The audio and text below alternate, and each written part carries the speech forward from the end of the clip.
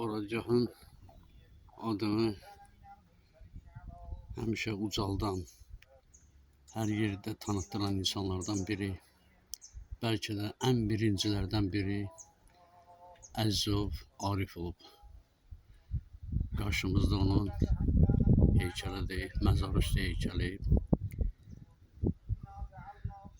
Keçən əsrin 70-80-ci illərində Arifi tanımayan insan yox idi. Çox adam onun adıyla ona güvənib Rusiyaya gedərdi. Çünki onun əli hər yerə çatırdı. Arif nə ilə tanınmışdı, nə ilə məşhurdur?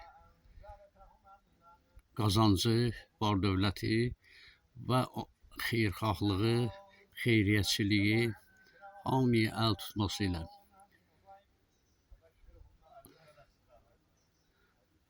Rusiyada olanlarımızın əksəriyyəti demək olar Arifə güvənib oraya gedirdilər.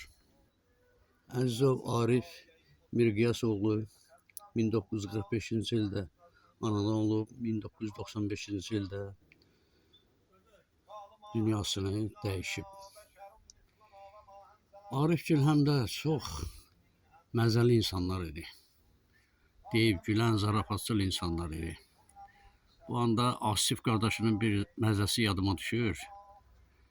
Məhərrəmliyin qızğın vaxtında Asif deyərdi ki, ədə özünüzü öldürməyin, təqsir iki başlı olar. Bax, onun simasında gülüşü necə heykəltaraş verə bilib.